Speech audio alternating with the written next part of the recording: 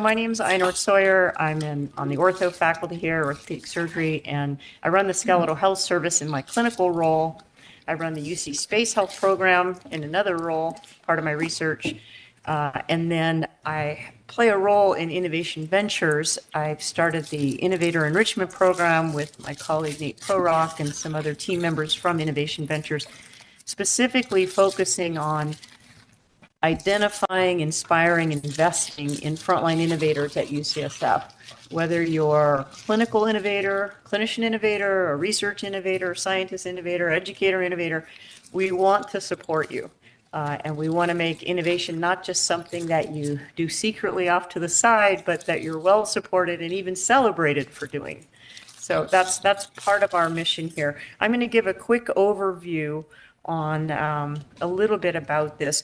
This is one component of the Innovator Enrichment Program, the Innovator Seminars, and we'd love your feedback because this is a pilot for setting up an innovator curriculum for frontline innovators in health and life sciences, which will have a certificate with it. So thank you for participating, give us your feedback, and you can help us form that curriculum. So what we want to talk about today is just this topic of fundraising and funding frontline innovation. But just to set the stage, these series have been going on mostly on Tuesday evenings once a month. We'll keep you posted. You're on the list now. You'll get pinged again. And the next session is March 4th called Pitch Perfect. It's a compelling idea deserves a compelling story. And it's very different presenting your innovation than it is doing a scientific presentation. And some people are familiar with that, but even the most seasoned innovators or those who have gone all the way outside with their idea and started a company, even those people can always learn something about how to tell the story better. So we'll spend some time on that. Tonight, we're talking about funding frontline innovation at UCSF.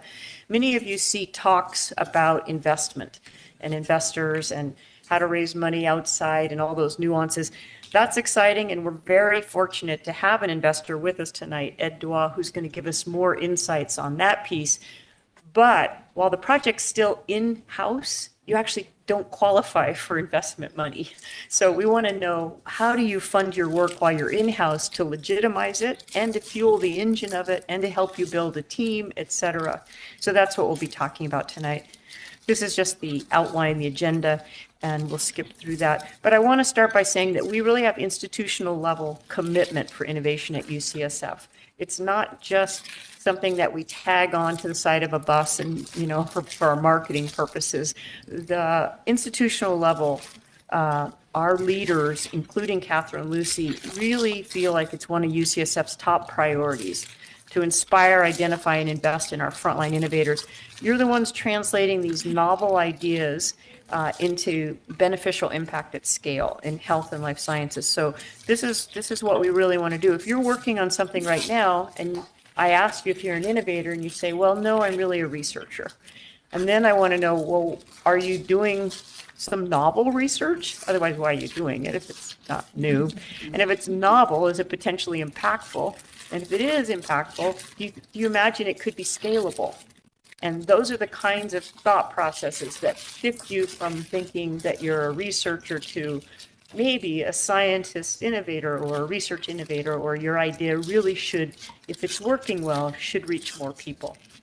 So these are our leadership roles in Innovation Ventures, our new Vice Chancellor, David Morse, and our Assistant Vice Chancellor, Peter Koutsanis.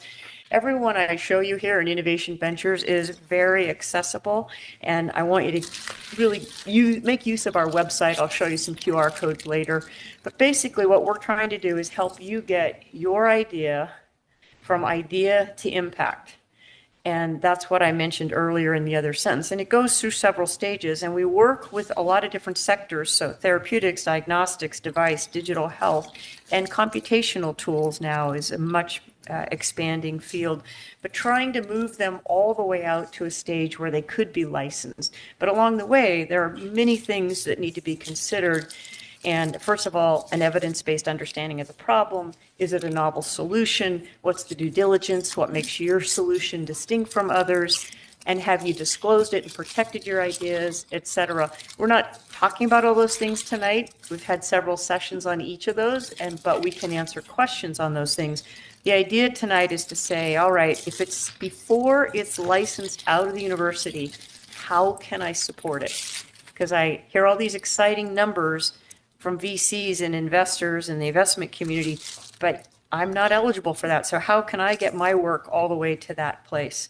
And then we have different cores within Innovation Ventures, the Tech Transfer Office, Strategic Alliances, some of the funding mechanisms you'll hear tonight from Nate, Catalyst and Invent, Innovator Enrichment, and the Entrepreneurship Program. And all of these components are available to you. So don't be shy about reaching out to Innovation Ventures, even if you're really, really, really early, even a pre-innovator, or you're a serial innovator and you think perhaps you should know something, but you don't. Please reach out to us. I won't go through this slide. It really does define innovator enrichment to us, but I will say these slides will be available. So think of these as a resource and some appendices, so we won't be reading everything. But on our website, we want to make sure that you go in and you dig around and search. These are the many components of the Innovator Enrichment Program. What we're talking about tonight is on the experience side. So we're working on innovator experience, the innovator environment at UCSF, and then the innovator ecosystem is UCSF in the context of all the other exciting innovation facilities outside of ours. So let's go through a few updates from Innovator Enrichment. One is we had this exciting JP Morgan Innovation, UCSF Innovation Showcase. Everyone here heard of the JP Morgan Healthcare Conference? Right. So next year, get on the Bio app really early and look for events that you can attend that are just peripheral to the main JP Morgan conference. Many of them are free. You just have to sign up early because they do close out early. But make yourself available to go explore in that way. It's a really interesting way to understand health and life science innovation. So this was our program that we put on, and it was a big success. It was the second time we'd done it. I think we've put our stamp on the map now. We'll be doing this probably every year now, but I'm putting this up here so you know that you have access to all the materials. So take a picture of the QR code if you can, or this will be in the deck. All these materials are available to you on our website. And what's exciting about it is if you dive into any one of these folders, you're going to learn a lot. Part is just how do we function in Innovation Ventures, but then you're going to see these other decks, therapeutics, immunology, medical. And what we've done is we've put together one sliders of a lot of in-house projects, but a lot of companies that have spun out of UCSF. So you'll see slides like this. And Arsenal's a very successful example of something that spun out of UCSF. And the reason I'm showing it to you is because this sets you up for understanding how to tell the story, because the key components are here. And this is a very ingestible way. So I wanted you to see what the one sliders look like. But scroll through the decks. I think you'll get inspired. All right. So the next thing I want to talk about is we're launching the Innovator Consultations. That means one-on-one conversations. Whatever stage you're at, you can reach us. You can go on this link. You can schedule yourself to talk with one of us. And we'll either serve as an air traffic controller or we'll be able to give you the advice that'll get you to the next step at that moment. So that'll be an exciting thing to take advantage of. And then I want you to really start exploring some of the resources that are already there. More is being added to this funding page, but again, this QR code will take you right to this page if you're interested in already digging in a little bit on funding for frontline innovators. So just going back to this concept of pre-licensing, post-licensing, I'm going to put an arrow here that shows the plane of when you cross through to exiting the university, not exiting the company, but exiting the university. And it's not necessarily right there. So you can imagine that sometimes you file a provisional patent, but that the patent execution process is so long, it may not happen until you're well out into a company for several years. So it's a little bit of artificial placement, but I just want to say, think about pre-licensing as inside the university, post-licensing. You've licensed out. You've either been acquired by another company, you've started a new co. While you're in-house, we might call you a pre-co, just silly nicknames, but to distinguish that plane that you pass through when you do the licensing deal. And that's where the funding shifts into two different categories. So that's really why I made a distinction there. So on the frontline innovation funding side, you've all heard of traditional grants, and I think you've been hearing a lot of, let's see, there are different ways to put this. It's a dynamic environment. for funding right now. Better than saying some of the other words that come to mind. It's a dynamic environment. So we're not sure what's happening, but what it does say and should alert all of us to is you must think about diversity in your funding portfolio, like you think of diversifying your investment or your savings portfolio. So diversify your funding strategies. So it's not all government grants, for instance. So there are the traditional government grants. There are some very powerful ones. I mean, some that we think about routinely would be the NIH pathway, the Ks, the R01s, et cetera. But there's some R25s that are different. There's some technology specific grants, even coming out of NIH, but NSF as well, the I-Corps grants, and you'll hear a little more about that. But there are many other sources. So tonight, if I can say anything to you, is stretch your imagination and look for funding in places you might not have thought of. Foundations that are disease specific, some are family foundations. You've heard of some large nonprofits. There are also collaborations that exist all around us. UCSF is a popular entity to collaborate with. So there's the Parker Institute for Cancer Immunotherapy, Chan Zuckerberg BioHub, the ARC Institute, LGR, et cetera. Those collaborations, part of what they do when they form, and a lot of money comes in with an industry partner, an academic partner, is they set up calls for proposals. So those are opportunities for you to also seek funding, even if you're not in the initial establishment of that organization. And you'll see some examples of that on our funding website. The other is thinking about more on the tech development side. There are other sources than we typically go after for science, like Department of Defense, DARPA, ARPA-H, I want to talk a little bit about, and NASA, for instance. There are phenomenal opportunities in NASA and the affiliates around NASA, including the commercial space entities.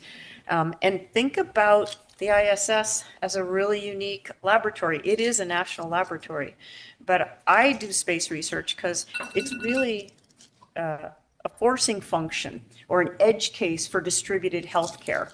So we can learn many things. It's also a model for accelerated aging. 3D organoids. Tammy Chang, a liver surgeon here, is growing 3D organoid liver tissue in space because it grows faster. So there are many things where we can learn from radiation, microgravity, et cetera. So think about some really different ways that you could be looking for funding. And then, of course, there are a lot of industry funders. A lot of the big industry, pharma, biotech, et cetera, have a do-good arm, a foundation arm, where they actually do funding that's separate from their corporate entity. So that's just another way to think about it. So I'm going to switch over now. I want you to know who Gretchen Kaiser is, and the Office of the Research and Development Office and the Office of Sponsored Research, and Hal Collard's our Vice Chancellor for Research. Both of these websites have fantastic information, education, guidance on seeking funding. Even funding from industry partners and how do those contracts get written. So RDO, OSR, those websites are really important. Your strategy should really can be based on many different criteria, but one is sometimes it's based on stage of development in your career because there are unique opportunities for some stages. So that's one way to look at it. You can also look at it by what type of entity are you going after? What are they interested in? There are some entities like around DARPA, and I just happen to know them from the space work I do. They are very, very interested in developing technologies and even taking from just idea to proof of concept, MVP building. So there's some exciting ways that you can get your project off the ground from some of these different entities. I'm not going to go through this whole deck, but I want you to know it's going to be in the materials that are available to you. There's one area that I really do want to talk a little bit about because that has come to us. We set up a relationship with something called ARPA-H. Has anyone in here applied for any ARPA-H funding? Okay. It's a really unique model. I'm going to skip through some of this, but the reason I bring it up is that we are actually a node. Because we had such capacity to support innovation and translation here, we qualified as a node, so you could actually apply for funding and mention that, we're in the network, UCSF is. You can apply for grants from $25 to $50 million, and sometimes they can be initiated by you coming to them and saying, there's an open window, there's a really directed RFA process, but then there's this other where you can propose an idea where there's a gap in research that they're very interested in. So I want you to dive in and look at the ARPA-H process, because there are 4 or 5 different ways that you can actually get funding through there. And I think on this campus, we're very fortunate, but we're recognized in the ARPA-H network, but we're underutilizing it in terms of people applying. And so this is just showing you some of the examples of their focus areas. Health science future, scalable solutions, proactive health, and resilient systems. So people define a program. We've got a couple of funders on campus. I think Wendell Lim might be one, if you're familiar with his name, who have secured some very large grants. And you can even meet with them and ask them, how did they do that? What was that like? So I'm going to skip through these slides because the idea was just to create resources for you. And then we're going to move over, and my colleague, Nate Prorock, is going to take you through some of the frontline funding innovation that's available at UCSF. I was talking about entities outside of UCSF.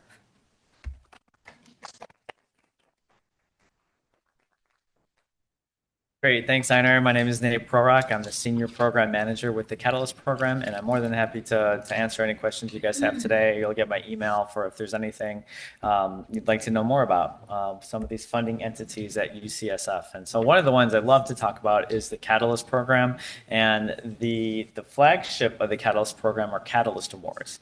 And these are entities that help UCSF investigators, UCSF innovators, advance their research, their discoveries for patient benefit and commercialization. Catalyst is UCSF's academic translational accelerator, and we offer up to $100,000 in seed funding for a project.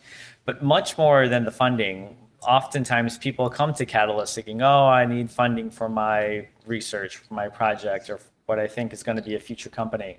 But through the Catalyst Award, we pair the applicants and the awardees with advisors who have tons of experience in biotech, medical devices, digital health. They are serial company founders, chief medical officers, CEOs, tons and tons of experience. And so through the experience of working with the advisors and these industry mentors, the Catalyst awardees often say, yeah, I applied for the money, but now I'm really happy I got the advice. That advice that I got from the Catalyst Selection Committee and the awards panel was absolutely invaluable. And so we accept applications in fall every year via RAP, which is a resource allocation program. Also, that's another great resource for folks. We may get into it more. Lots and lots of different awards within RAP. And so Catalyst has a bunch of different tracks: therapeutics, diagnostics, medical devices, digital health, and what we like to call biotools, chem tools, so platform tools in general. If you have questions on these, feel free to shoot me or Charles an email, and we'd be more than happy to walk you through the process a bit more. And so within therapeutics and diagnostics and all of our tracks, there are several different categories that folks can apply to. These slides next, you no need to memorize them, but it's just kind of showing you where the Catalyst program comes in, at what stage. We like to say that we kind of take the innovator wherever they are and work with them to get to that next inflection point. So if it's therapeutics, it could be, early on the earlier side would be hit identification, and we take that to hits to leads or lead optimization. Same thing for diagnostics, medical devices, and digital health. Really working with the innovator where they are and getting them to that next step. And this is some examples of what we like to do with the Catalyst program. So the ideas and the initial tracks of diagnostics, therapeutics, et cetera, coming into the Catalyst program, we like to apply our clinical science, discovery science, commercialization, all around this idea of translational science. And then they spin out to all these different possible ideas. We're going to talk more about a lot of different ones while you're outside of the university later. But for this session, we're really focusing on inside. But we like to think, similar to what I'm going to talk about very soon, is beginning with the end in mind.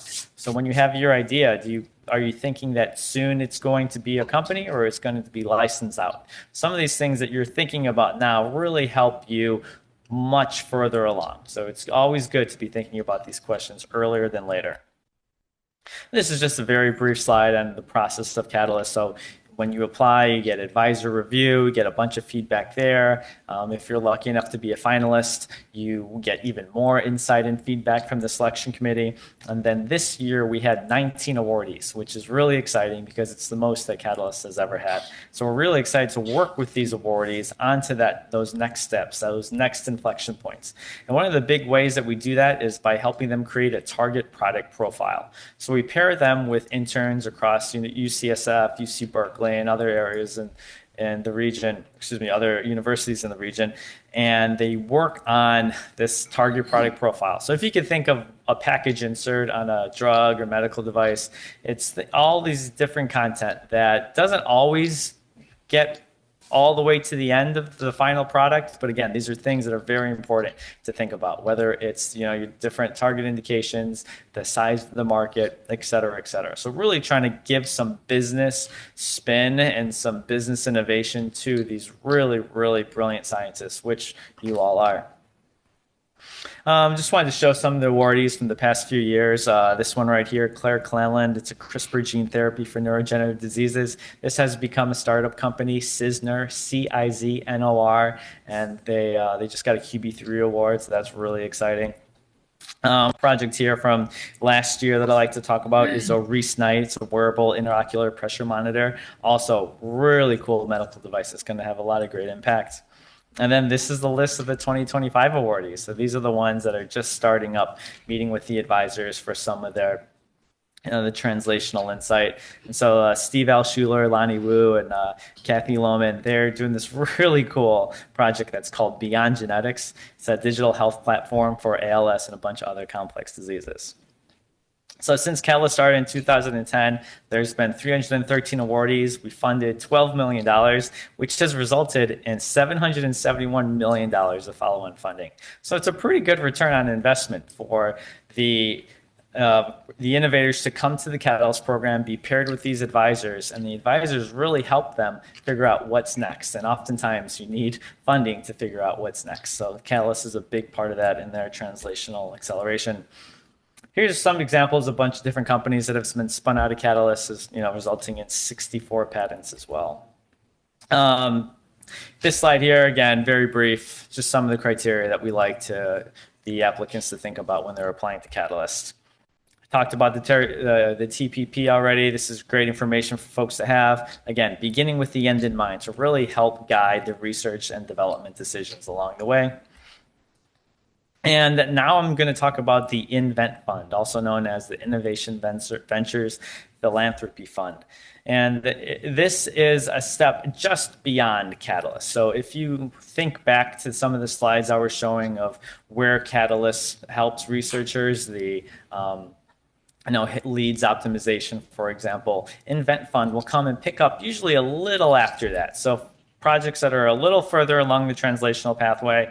The goal with Invent is to have them out, or I guess licensed out to a company or a VC startup within 1 to 2 years. Similar to Catalyst, it provides some good funding as well as expert industry advice to really add that greater value to the program. The idea with the Invent Fund when it was founded and still continues to this day is that it's some of UCSF's best and brightest technologies, and they're preparing them for that next step, creating some more value while it's in-house, so it's ready for that next step. Similar to Catalyst, there's a bunch of different project evaluation criteria for the Invent Fund, whether it's unmet medical need, the IP status, that the milestones are clear, that there's strong project status there. And with the Invent Fund, here's some great stats and figures. There's $7 million that are invested for 19 projects. 4 of them have been spun out or licensed, and these projects have captured $14 million of follow-on funding. And what's really cool about the Invent Fund is that it's very aims-based and tranche funding-based, and the advisors, similar, really help the teams pick out which are the best targets for their project. If you have any questions about this, feel free to contact my esteemed colleagues, Rupa Ramamurthy or Sohaila Shah. Now I'm going to talk about I-Core. And I-Core is very, it's there's this next iteration that's happening now is really new. You may have seen this on the Innovation Ventures webpage. We have joined the new regional Northwest hub. And the idea of I-Core is to really pair the teams with the business model canvas, Lean Launchpad, if you have familiar with Steve Blank, all along those ideas of doing customer discovery. So oftentimes the investigator, the innovator may think they know what they're doing, but they haven't gone out to the market and asked the questions of, would you use this? Or what are some of your pain points? And then try to figure out when they're doing their research and their studies for their innovation, if their innovation meets market demand. And we're part of the Northwest Hub, as I mentioned. So here are some of the institutions: University of Alaska Fairbanks, UC Davis, UC Santa Cruz, Oregon State, UC Berkeley, University of Washington, and UC Irvine. And so through these 10-day courses, or only 3 of them over the 10 days, 3 hours each, you're really trained on how to do this customer discovery. Now they just upped it from 15 customer discovery interviews to 20. And to take this course, you'll learn a bunch about how to do these customer discovery sessions, how to ask the right questions, ensuring that they're not leading questions that would bias the interviewer or favor your research versus like market demands. Because again, this is really only to help the innovator for success. And since we're with all these different institutions, you're able to join any of their NSF I-Core training. Again, so this really helps you accelerate your innovation for a product market fit. And you'll see at this very bottom line here, if you do the regional I-Core, which I mentioned that's that 3-day or 3 sessions over 10 days, you can qualify for a $50,000 NSF grant. And we're going to hear much more about SBIRs later, I'm sure. But if you do the regional I-Core and then nationals, you're 3 times more likely to receive one of those SBIR grants. That's some of the data we have, which is pretty compelling given how competitive a bunch of research grants can be. Here's an example of the program timeline. So the 10 days for the regional, 7 weeks for the national, and then after that, that's not so much in the purview of this conversation, but the I-Core really helps you succeed long term. And UCSF, we're having an I-Core session. This is going to be focused on health and life sciences. Here are the dates. It's going to be all over Zoom. If anyone is interested, please shoot me an email. My contact information is there. And if you're interested in a similar course, but those dates don't work for you, feel free to visit bayicore.com for a lot more information. And again, you'll be able to join a bunch of these different courses throughout the Northwest Hub. Great. All right. Thank you very much.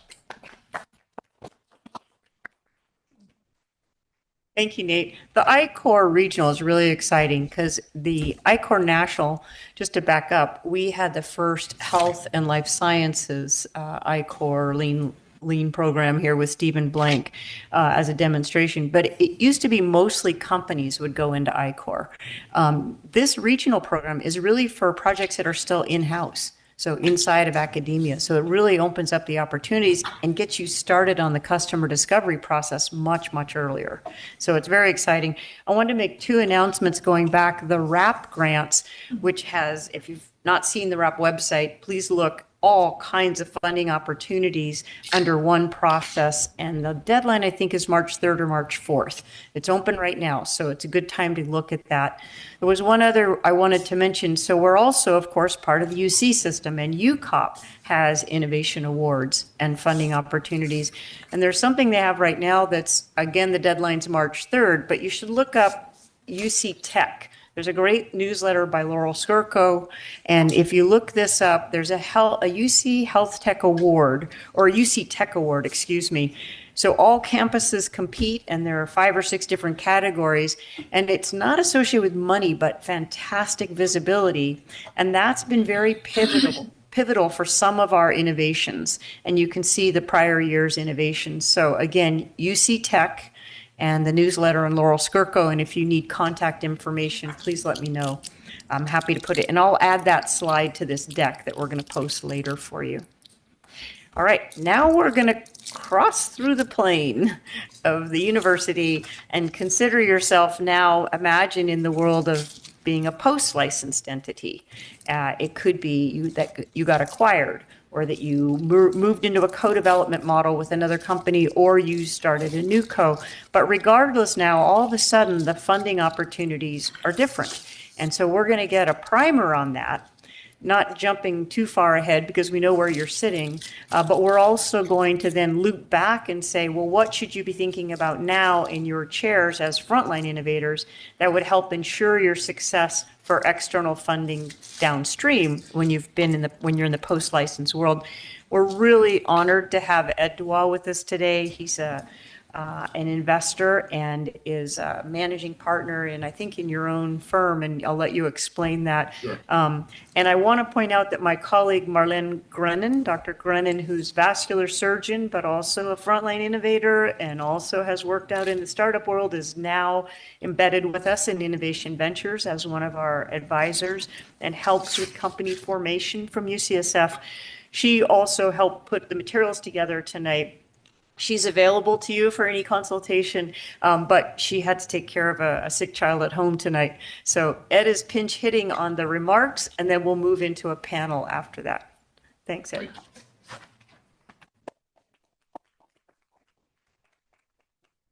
So, amazing number of resources that I saw out of you too. I mean, it's really quite incredible what you guys have here within UCSF. So I'm going to take you on a very different journey, and I'm going to tell you a few stories. So I am an investor, been an investor for about 15 years now, investing individually as well as with my fund, very, very early stage. So we look for really high potential companies, high risk, high reward.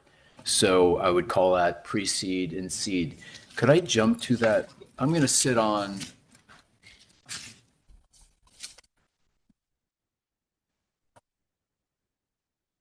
Perfect. That's great. So since I'm pitch hitting today, I'm just going to sit on one slide, and I'm going to talk around the slide.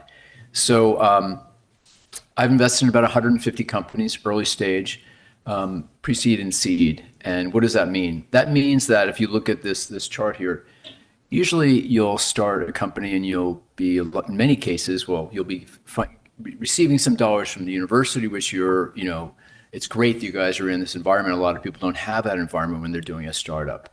UCSF seems to have amazing resources, and I think that's it's a great thing. Many companies that I look at, because my background is primarily in software. So as it relates to healthcare, I would consider myself more of a software-driven investor. Okay, so therapeutics are not something we really do at this point, although we're considering that in the future. But there's just so much opportunity right now as it relates to innovation of AI and how that relates to just about everything in the world and all startups and existing companies, that it's a very exciting time. So what I'm going to talk a little bit about is how I look at a company and the types of things that are important to me.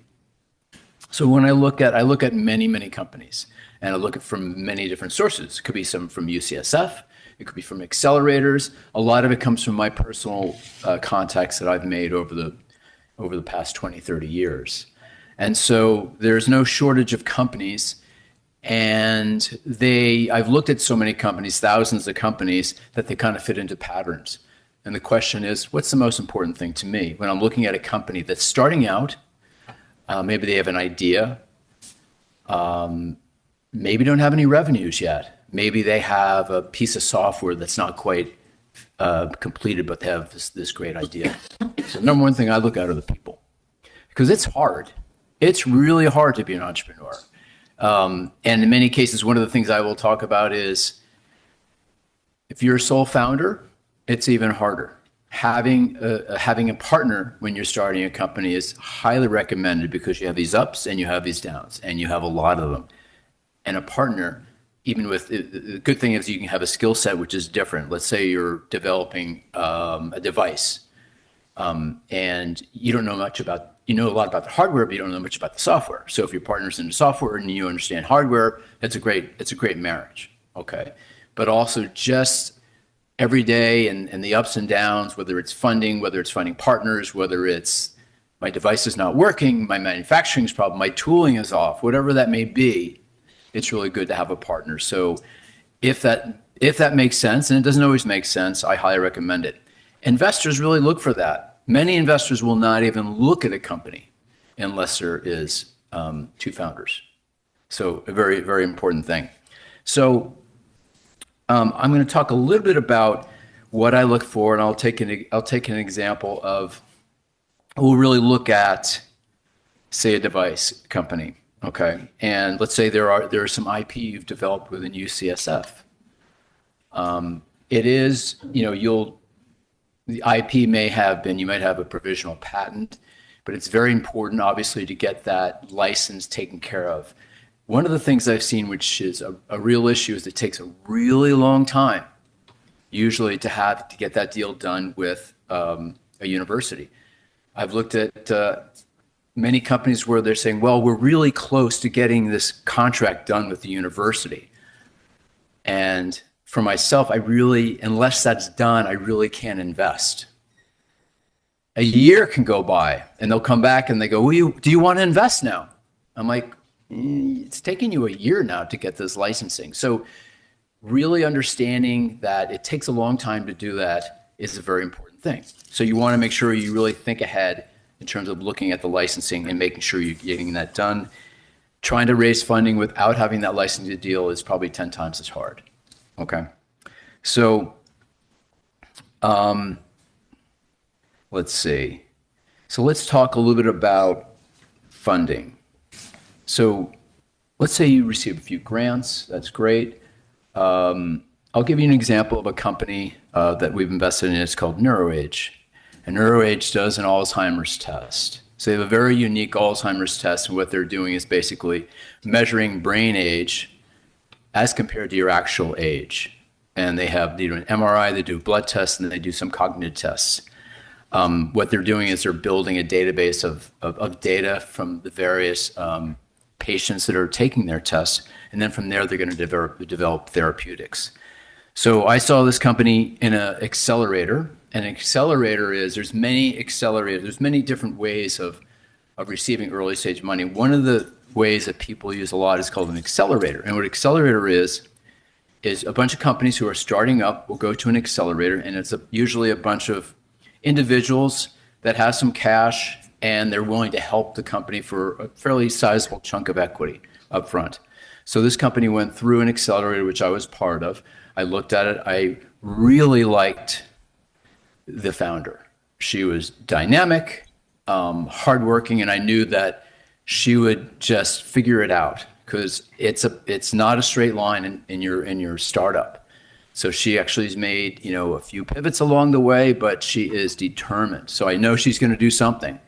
It may not be this particular startup, but I know in the long run she's going to be very successful. So I watched this company for a couple months, and they started the testing, and then they got a grant from the Gates Foundation, a $300,000 grant, which was an indication for me that they're making progress. So I did a little bit of investment initially on that. And so when I invest, I'm not going to be the only person putting money in. Either they have to have some significant grants, or there's other investors involved, or sometimes I'll bring other investors in. So I will never go in by myself. If I'm going to make an investment, I'll always bring another smaller investor in. We'll invest between $100,000 to $600,000 in a startup. So of every 100 companies that I invest in, probably 40% of them will go out of business. And what I'm looking for are those 2, 3, 4, 5 companies that are going to be 50 to 100x in terms of return of my capital. Okay. So it's very high risk investing in terms of where I am. So it can't be, I will never invest in a company that I feel is going to be 10x my money. So if the company sold, if I invested $10 million and it's going to be a $50 million exit, I won't do it. So that's one of the questions I do. The questions I look at the founder. Are they driven? Is there a co-founder? Very important. If they're developing something that has to relate to software, it's very important to me that that founder or the co-founder has a software development background. I've seen so many companies where they have this idea and then they go hire a software company on the side and it just gets all messed up. You know, you really need to have that expertise inside, which is another reason for having co-founders. So one of the things that is really important as you go out and start raising money, which is, they call it friends and family. However, I wouldn't really recommend friends and family because, you know, like I don't take, for example, when I raise money for my fund, I never take it from friends. That's just a no-no because I want to make sure I keep those friends. So in my mind, friends and family, they have to understand that, A, they're going to lose all that money. So if you do take money from friends or family, you got to tell them, you're going to lose this money. I just want to tell you that right up front because the odds of succeeding in a startup is very difficult, okay? So we're going to kind of start on the pre-seed side, which is where I come in. I come in around the pre-seed to the seed stage. And so my investments will be, sometimes it's a staged investment, but it's usually $50,000, $100,000 up to say $600,000. Or I might do $50,000. They hit a milestone, I'll give them more money. But one of the things that I do, which is the most important thing, is when I can, I will try to help the company in however way I can. And a lot of that's making introductions. So for example, NeuroAge, I've helped NeuroAge with their strategy a lot. I talk to this woman probably at least 2 or 3 times a month. I'm having a dinner later this month with a bunch of investors and her and some other people. We're going to talk about Alzheimer's just in general. It was kind of a fun evening, but I'm bringing a bunch of investors together, helping her because it's very hard what she's trying to do. So I will do whatever I can to help companies. But usually out of 10 companies, I'm maybe helping 2. Because a lot of times they don't need me. A lot of times it's just not, I don't really have the skill set or they really are driving and they don't really need help. So that's an important thing. One of the things which I think is extremely important that you really develop relationships early ahead of what you need. So for example, I think that goes towards fundraising, talking to corporations, talking to customers, okay?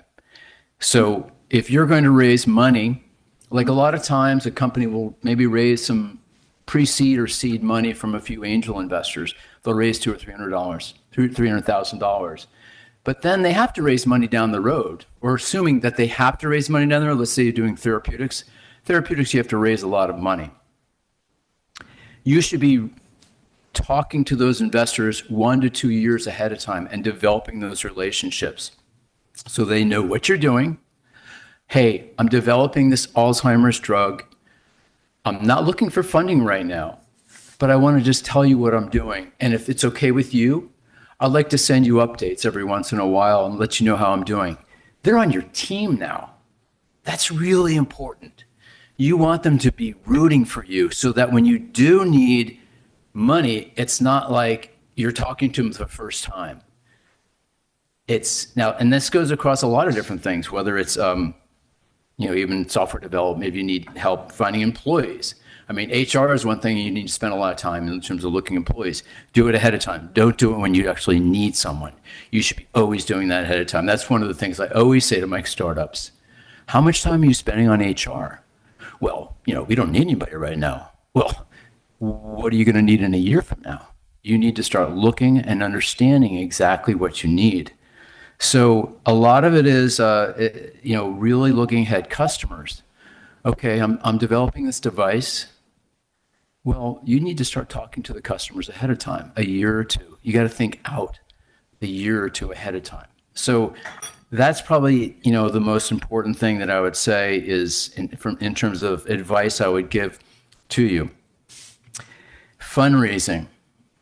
So in medical, there's a lot of grants that are out there that you can receive, much more than, say, if you're starting a software company, some kind of SaaS startup software company.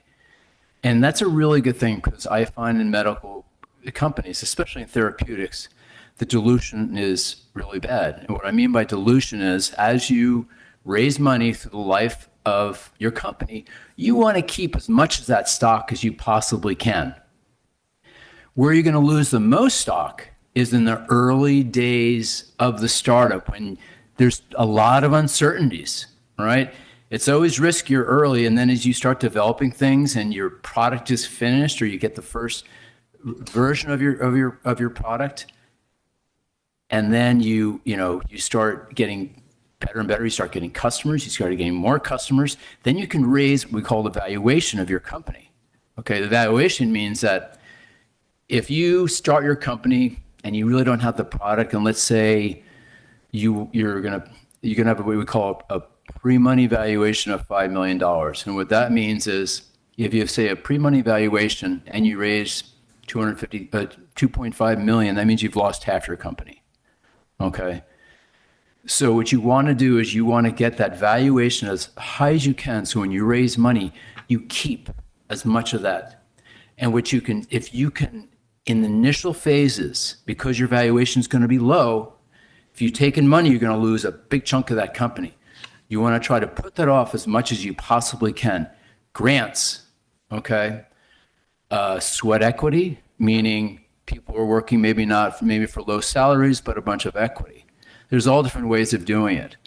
Now you have to be careful. You don't want to do, you want to be, you need cash to run the company and you need to give away equity. So you need to be smart, but you don't want to be fundraising all the time. Let's say that, I've raised $100,000 early on, but then I have to go out in 3 months and start spending all this time trying to raise money again. You don't want to do that, right? You want to focus on what you're doing. So it's a real balance. Fundraising is a tough thing, but the most important thing is you need to look out ahead in terms of what you're doing. Let's see. So I'll give you just an example of types of companies that I invest in. The most recent one, like I said, I'm software driven as it relates to healthcare. A most recent company that I invested in is called Angstrom AI. So I'm very excited about therapeutics, but the number of drugs that are going to be in the pipeline are just going to explode, right? I think you're starting to see that with AI. You're having all these drug candidates, but how do you get it through the 7 to 10 to 12 years in terms of getting through FDA approval? It's going to take a really long time. So we're looking as software driven, we're looking at all these slices within this 10-year period to try to shorten it. So what Angstrom does is what you would do in a wet lab, say if you're developing a therapeutic, they're pulling parts of that into the computer. So you don't have to run these experiments in a wet lab. So there's going to be maybe 50 slices along the way that AI and technology is going to shorten this. So maybe in 20 years, you'll come up with a drug candidate and then you'll be able to get it through approval in a month versus 10 years. And you're going to see a lot of innovation in that area. So that's an example of an area that I really like. I think that's probably about it. Did I miss anything? No, we're going to pick it up in the panel. Okay. Yeah, thank you Good. very much. Sure. All right. Mind Carlotta coming up. So I want to introduce to you, as we're switching to the panel now. And by the way, that was a primer on investment, which is really a tough subject, but I want to thank you for giving such a great overview of it. And it's hard when you're sitting still in the front lines. Let me just ask a quick question. Has anyone here ever spun out a company? Because we do have serial frontline innovators. Anyone here spun out a company? So most people in the room are either pre-innovator or frontline innovator, correct? Okay, great. And that's really how we wanted to target this. But it's so helpful, as Ed said over and over, to look ahead. So have some vocabulary, understand a little bit about the mechanism that's ahead for you. What I want to do now is introduce Carlotta Pereda-Serras, who is actually a fascinating intersection person, as I like to refer to people who have different disciplines. She's been in a startup. she's been on the fundraising side. She's been out there. She's now back inside the university as a frontline innovator. So she's going to have perspectives from both sides. And Ed, you've met once before, and I'm also going to ask Nate to sit in on the panel. He doesn't know this, but here he is, getting called on. Because we have different perspectives that we'd like to go through on the panel. And I'll moderate and ask some questions, and then we'll have some questions from Zoom as well.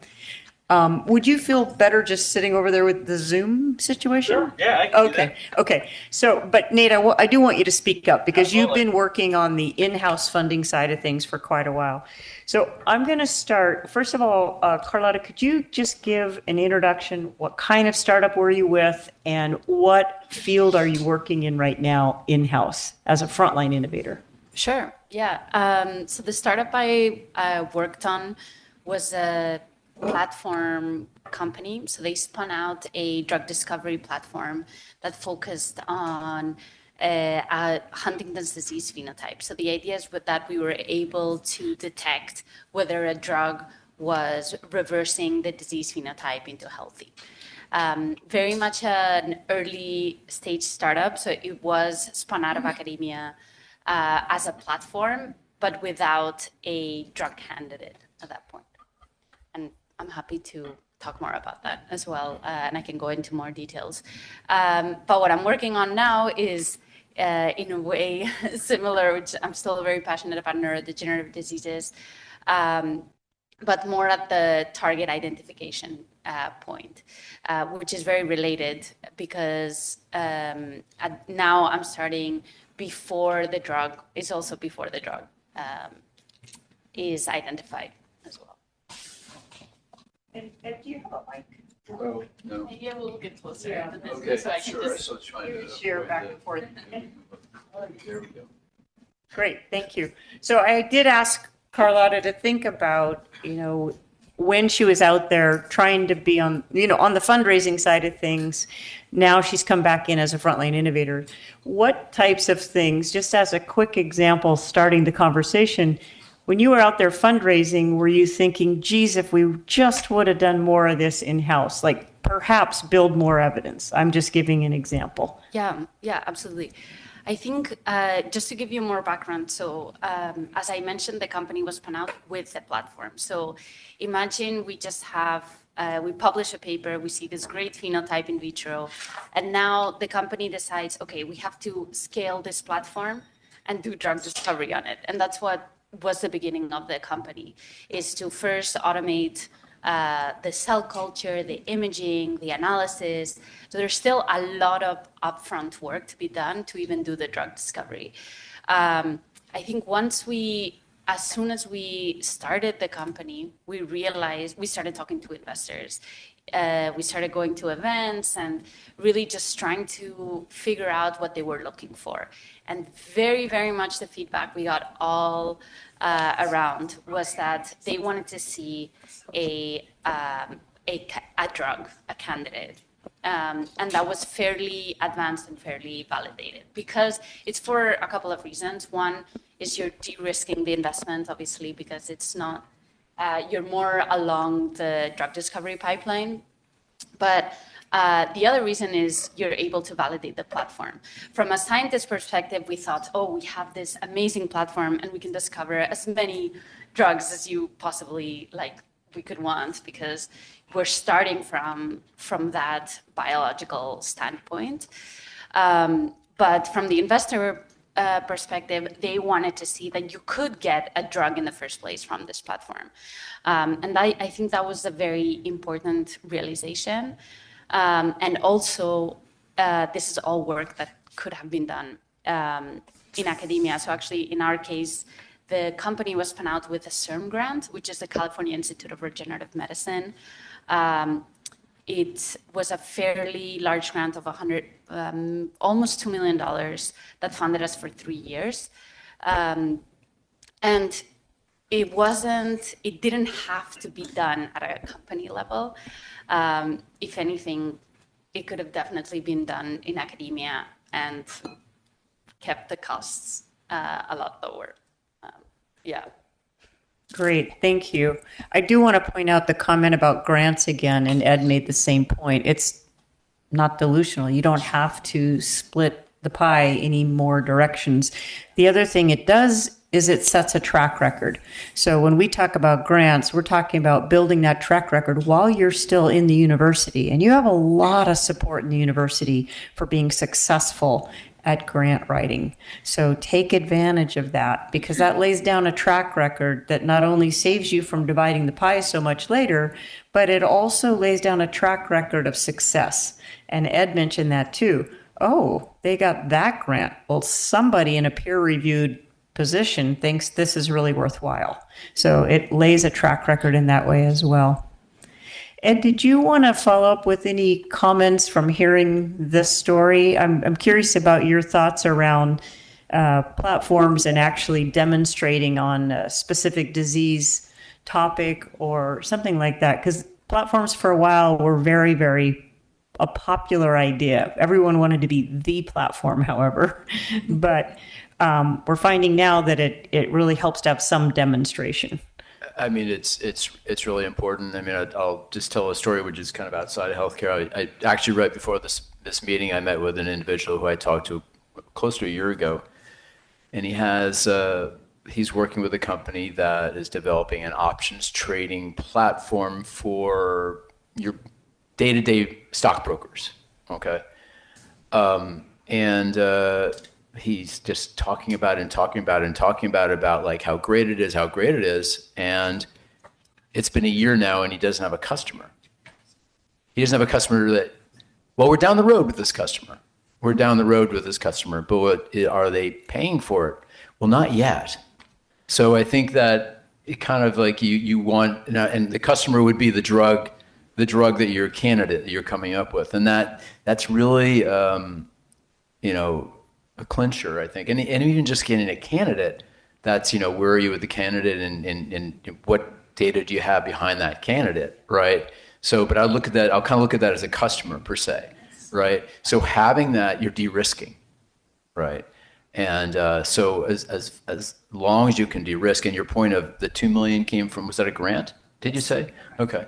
So, but you did it outside, so you incurred all these. So you probably could have gone for 5 years if you did it inside the university, right? So, I mean, maybe not. So I think that it just says de-risking, customer, drug, whatever that may be, in terms of showing that you're making progress and that somebody wants it. Somebody wants this, and they're willing to write a check for it. Okay, a therapeutic is a little different. Obviously, there's a lot of risk in therapeutics, and you lose most of your therapeutics in phase 1 and 2. So it's very high risk. But who is that customer? Where are you down? And the investor will want to talk to that customer in many cases.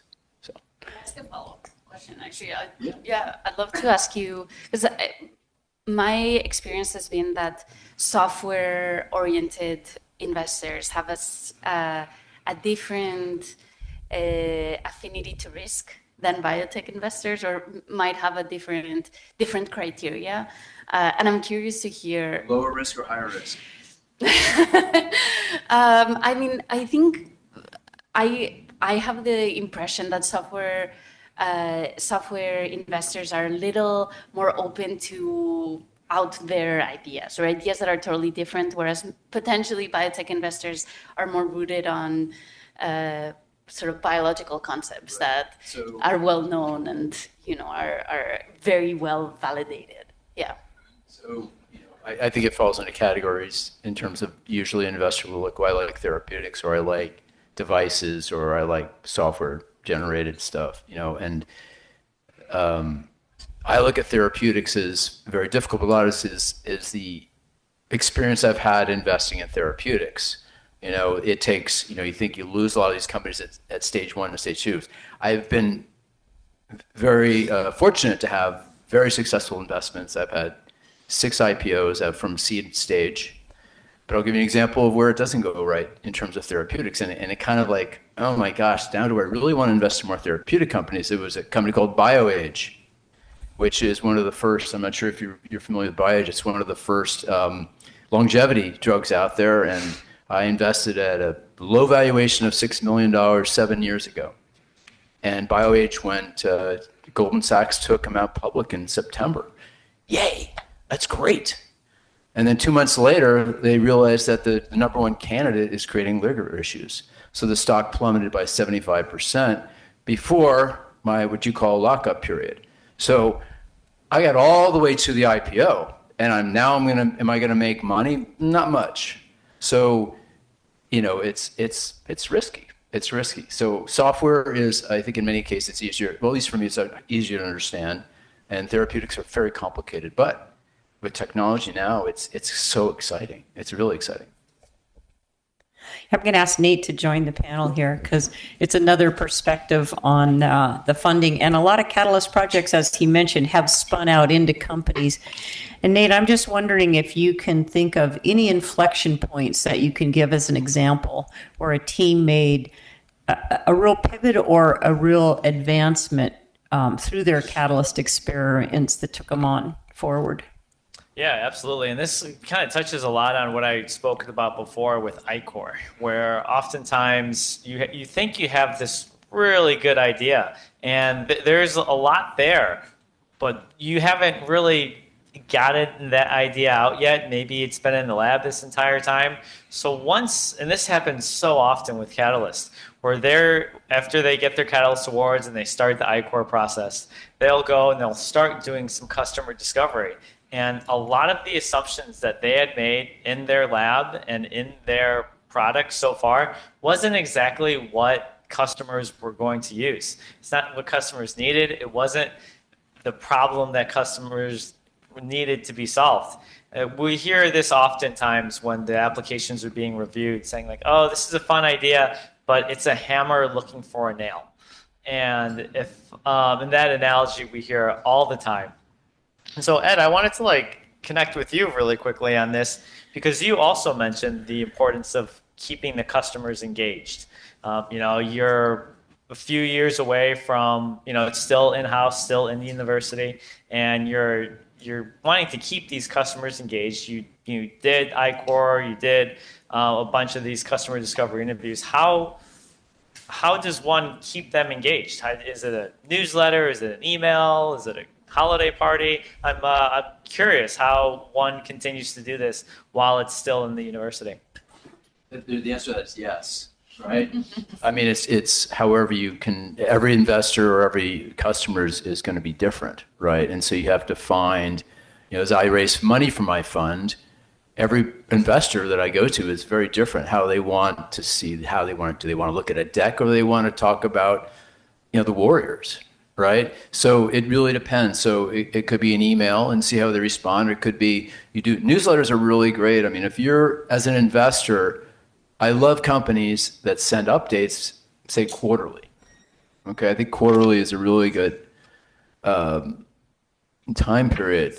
But I would say a third of the companies don't send anything. All right.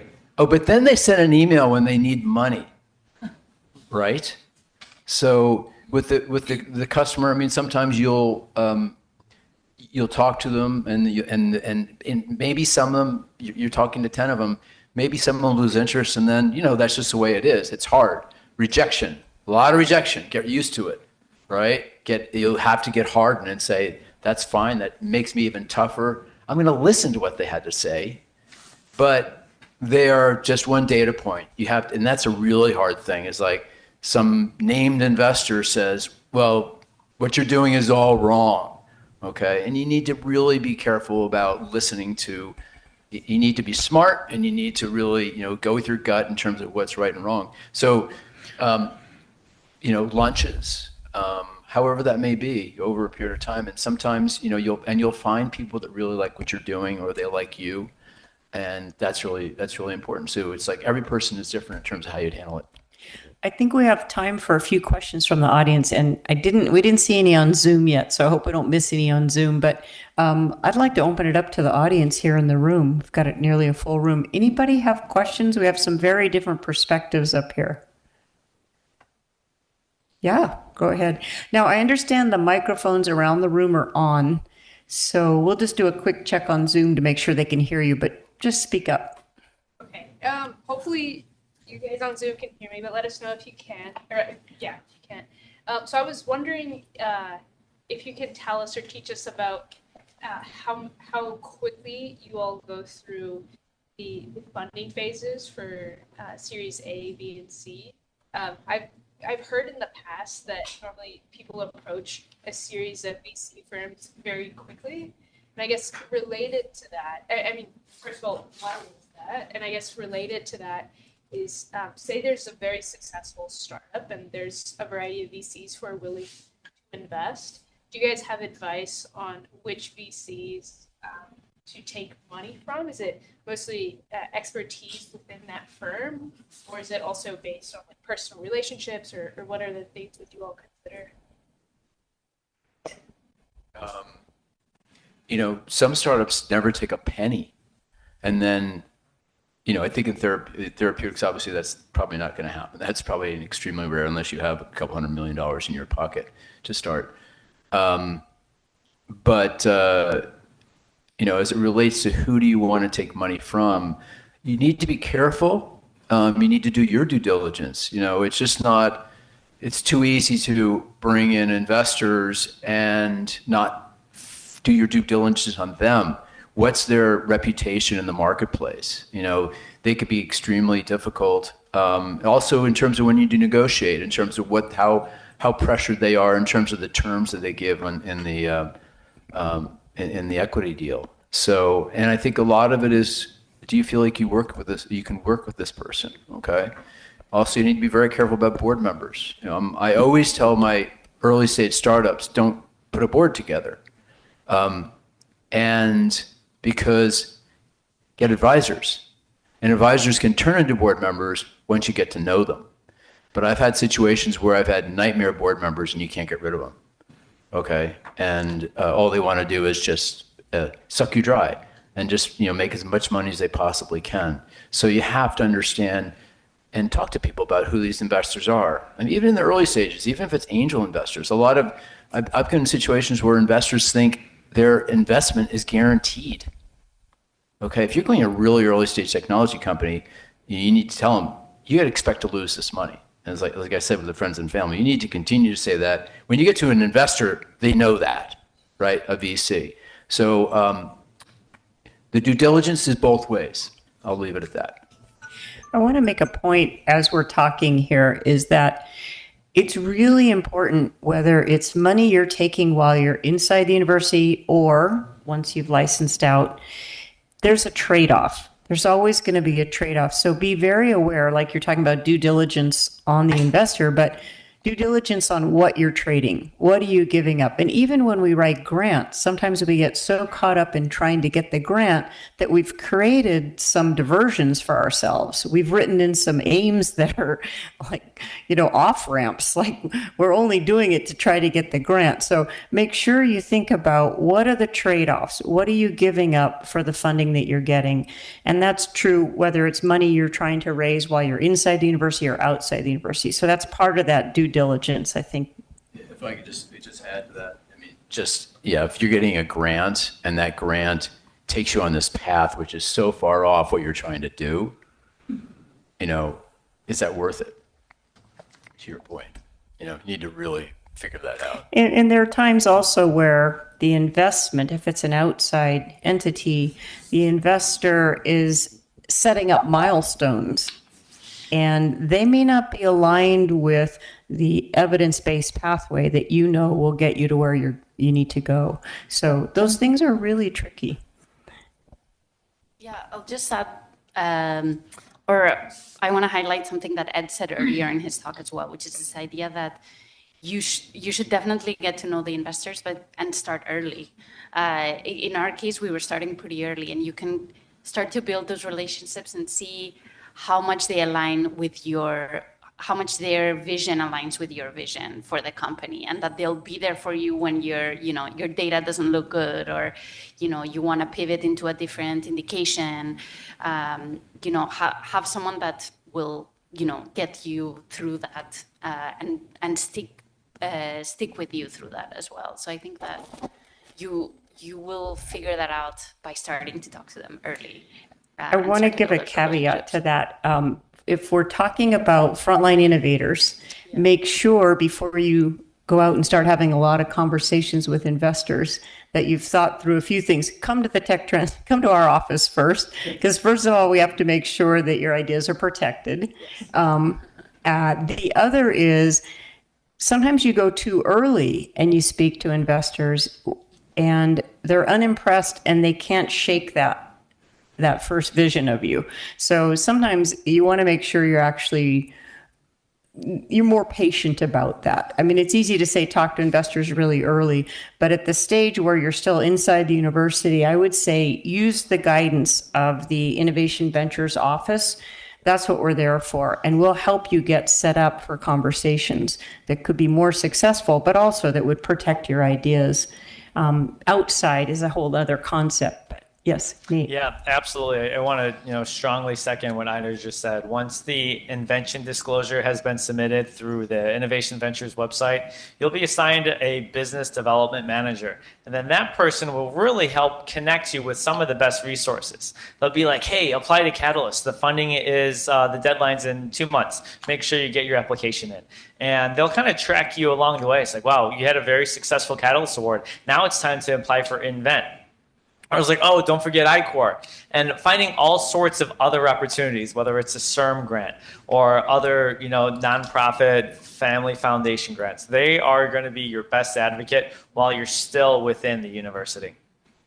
And I want to touch on something that for the people in the room, Marlene Grenon in chat on Zoom, she's put the reference Venture Deals. It's a book by Brad Feld that she highly recommends. You're nodding your head. Have you read that book? Great book. I'm going to switch back over, Carlotta, and put you on the spot for a minute. By the way, can we give her a big round of applause? She's our first Innovator Enrichment intern. She's helping us from the front lines. But I want to go back to just the question again of, since you've been outside doing the fundraising, now you're back inside. Any insights you could share with your colleagues or you find yourself sharing with them? Like, you may not know this, but down the road, we're going to need this step to be taken. I think the evidence building was really key. But I think you mentioned something to me in our earlier conversations. I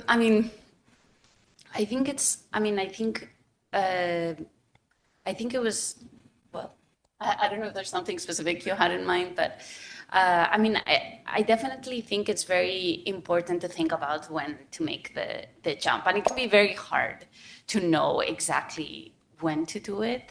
But it just gets a lot harder, or you don't realize how many resources you have within the university until you're outside.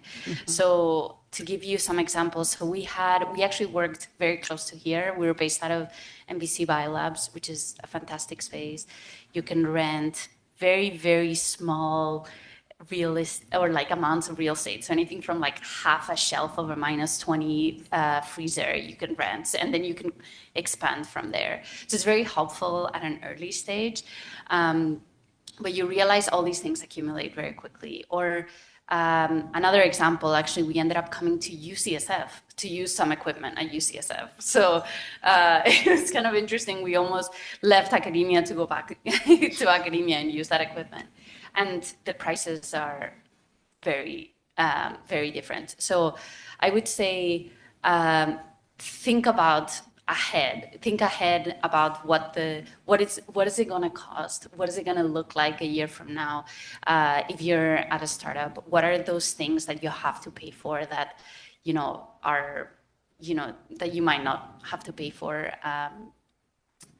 when you're inside academia? Even just advice from people. You're surrounded by, we talk to professors and we talk to other people that, are much less accessible once you're outside. But when you're inside, you can talk to whoever you want and they'll give you free advice, or maybe think about this, or how do you optimize that? I think that's another important point. But yeah, happy to talk That more was about very, very helpful. And some students have actually come to me and said, I thought of this idea on my own, and I may just want to do it all outside the university. And we entertain those conversations and without prejudice. So if you're a student and you're paying to come here, you have an opportunity to decide that for yourself until you use UCSF resources. And then it becomes a part of the university's investment. But I'm happy to have those conversations with you. Usually, what it ends up being is that it's a little short-sighted to say you're going to do it all outside when you're sitting in one of the world's richest beds of soil for innovation and subject matter expertise. So the idea that you could facilitate and move a lot faster by engaging with the university is usually what happens. But if you're sorting something like that and you're a student who's not being paid to be here, but you're paying to be here, you do have some choices on what path you take. There's a question in the back. Oh, I'm Yeah. sorry. Oh, no worries. Thank you. I have a question. What's your advice on picking good team members to work with? I anticipate, a startup is only successful if everyone on the team is equally motivated, passionate, and pulls their own weight. So, absent of having a working history with people, like how do you recommend picking the right people? And related to that, how do you course correct if after a while you realize perhaps different expertise is needed, or perhaps some team members aren't pulling their weight? Or And are you referring to building the team yes, outside, like post-licensing? a little bit. I was a little struck by your comment on you look at the team first, see if people are motivated, investing, and I think a lot of times that's very important. The composition of who you're working with. And I think a lot of us who are new to this, at least maybe I'm projecting my own experience here, but I'm willing to work with anyone that says yes, because I don't know what I'm doing really. So having as much wisdom as far as the best way to select the best people to move forward with what could potentially be a very permanent situation. Because I think with research grants, there's usually off ramps, like the project ends, either have like a good experience or bad experience with their team members. I feel like a startup might be a little bit different. So like, how do you select the right people beyond expertise for skills that matter in a startup that's not related essentially to research? Yeah, I can give you a very specific example. So I was actually the first employee of this company that I'm talking about, and I was in charge of hiring the next person, or essentially at least start the interview process. I think you're right. Like, we started by expertise, but then also living in the Bay Area, you can find maybe a lot of people. I think it became very clear when I explained certain situations or what we were looking for or what we were looking to do in the next 6 months, whether a person reacts positively or negatively to that, or the kinds of follow-up questions. But I think in the end, we only knew until that person started. And it became very clear. So for example, we ended up applying to an NSF SBIR grant, and we had to do 30 interviews in 1 month, which was a massive amount of work. And also coming from scientists, we had no idea who do we reach out to, who do we talk to, how do we get 30 people that, we could interview within 1 month and then put together a report and, talk to the NSF officer about it. But to me, it was a very clear example that this was very much sort of a team member, and I think, or a great team member, because they were willing to adapt to whatever the startup needed in the moment. I think it was, that's very, very much an early stage hire, which you won't necessarily need later down the line. But I think that was a very clear example of someone that's there and thinking of the company as a whole, not just the science. And it's what we needed at the time. So it was very, very helpful. Yeah. So when I see a startup and I see that the two founders actually worked in a previous company for 2 years or 3 years, that means they know each other pretty well, right? And it's a marriage. As an example of another startup, it was 2 female founders. And within a couple months, the one female founder was just totally gung-ho. and the other one was working 9 to 5 in a startup. And that's kind of, you know, you need to have a life, I guess, to some degree, but you're working a lot of hours. So ideally spend time. You got to spend time, and you'll never know 100%.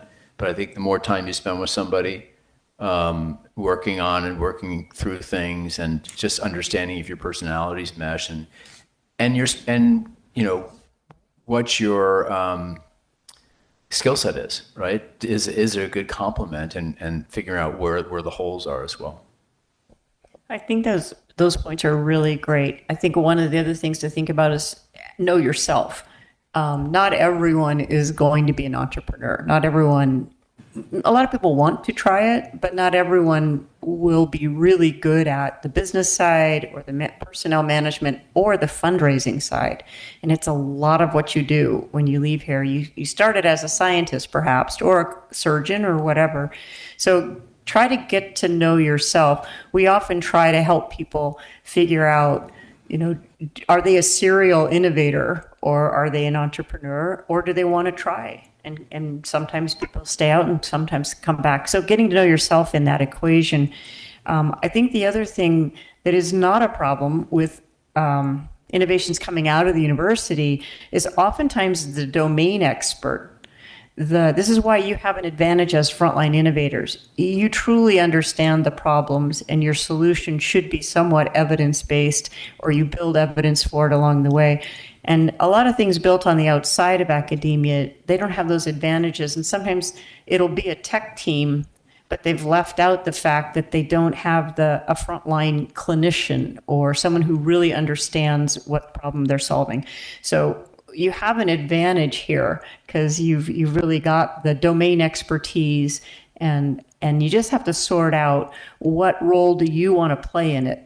Do you want to stay on the front lines and solve the next problem, and guide the one that you helped birth? But do you want to get out there and all of a sudden, you know, be talking business and fundraising all day? There are very different ways to do it, and there's no right way. But knowing other people on the team's important, but I really stress trying to know yourself along the way. And it's okay to try things on and then change course. That's fine. Any other questions? We've kept you kind of late here tonight. It has been very interesting. Oh, it looks like we have one more. Sorry, yeah. Ah, good. Just one. Are there any red flags when we're talking to investors that we can say like, all right, yeah, even if you're willing to give me money, maybe I shouldn't work with you? I think you need to really think about, a lot of investors, a good chunk of investors will not tell you that they're not interested, even though they aren't. And so that is a tough thing because, you know, they kind of keep you hanging on there. So a lot of times that's a real issue because, I mean, I try to be really candid in terms of like, listen, you know, this is not an area that we're interested in, or because of this, I wouldn't invest in what you're doing. But a lot of investors they want to see, they kind of like, well, I want to see you develop And so over a period of time, and it's hard, you know, and that's why a lot of times you need to understand who these investors are and get some information, like what's a reputation. So each person is different. Very good. It's time. Oh, there's one more question. I was about to say, I'm out from Shark Tank. Is that what you normally say, Ed? I'm out. All right, one more question. Yeah, so I'm very new in this, so my question might be dumb. Because I just very interested in your initial experience about this. You having the idea of develop a platform for the drug discovery, and then you start a startup for this. And I have a platform that developed that can be used for CAR or TCR discovery. I just wonder, like at that point, do you already have a target that you want to screen drug on it?